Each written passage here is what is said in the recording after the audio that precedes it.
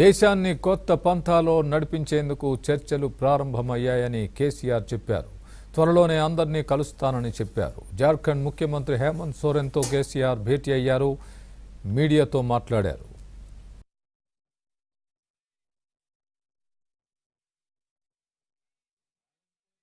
दिशा में ले जाने का एक कड़ी प्रयास होना चाहिए।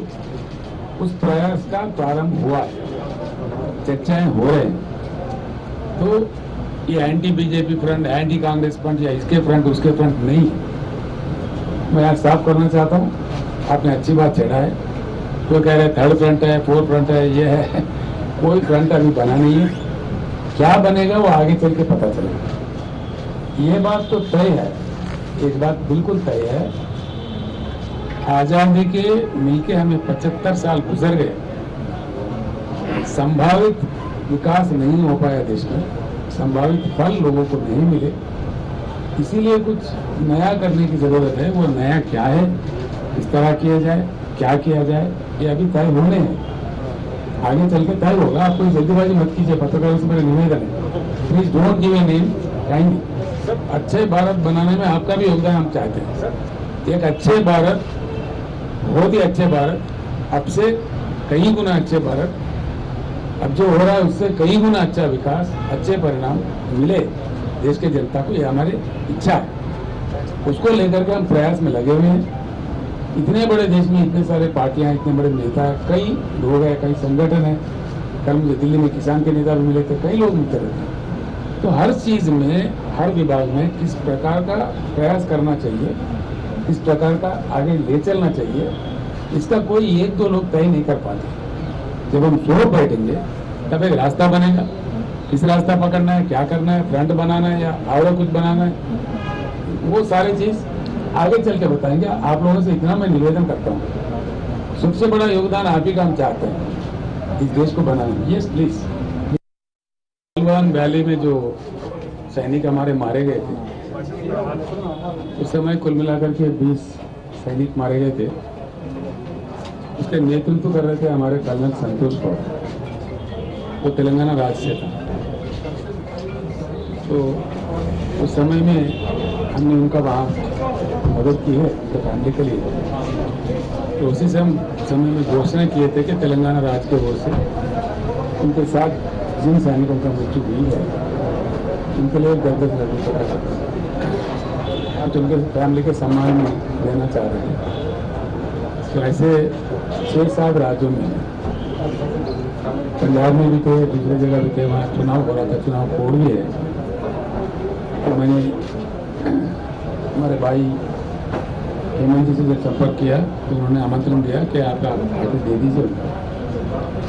वैसे मुझे वो एक उनको दे देना था, उन तक पहुँचाना था जो भी सहायता करना चाह रहे थे। उससे बड़ी बात, तेलंगाना राज्य हासिल करने का जो आंदोलन हमने 2001 में शुरू किया था, हमारे पहले चीफ गेस्ट था श्री शिबू सोरेन जी।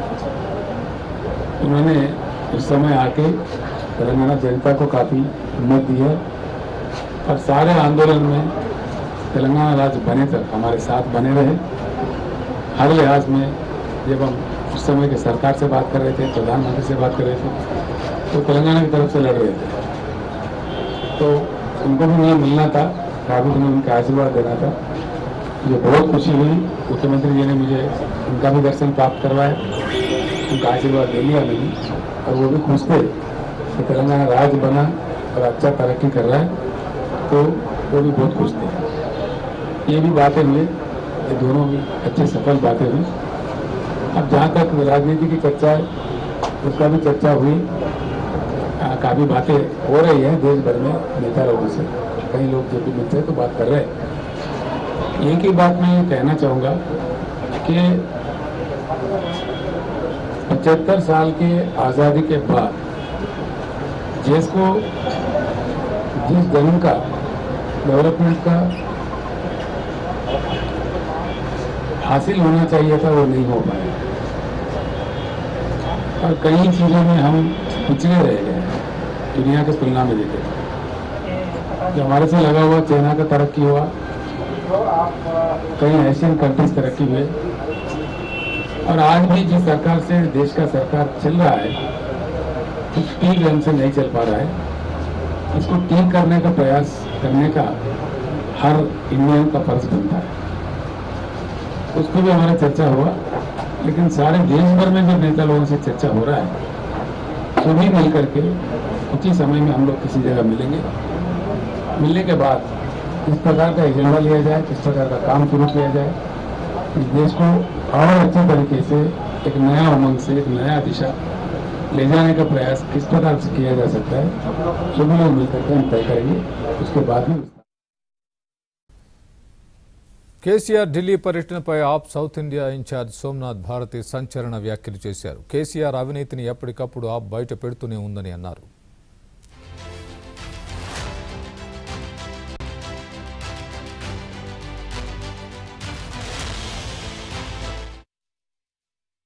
ఢిల్లీలో కేసీఆర్ బీజేపీ ఎంపీ సుబ్రహ్మణ్య స్వామిని కలవడం వెనుక ఏదో మతలబు ఉందనే అనుమానాన్ని వ్యక్తం చేశారు.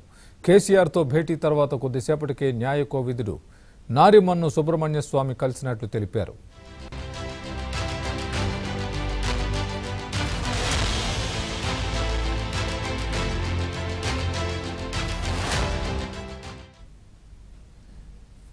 అసలేం జరుగుతోంది అంటూ సోమనాథ్ భారతి తన ట్వీట్లో ప్రశ్నించారు. కేసీఆర్ అవినీతిని ఆప్ ఎప్పుడూ బయట పెడుతూనే ఉంటుందని సోమనాథ్ భారతి స్పష్టం చేశారు.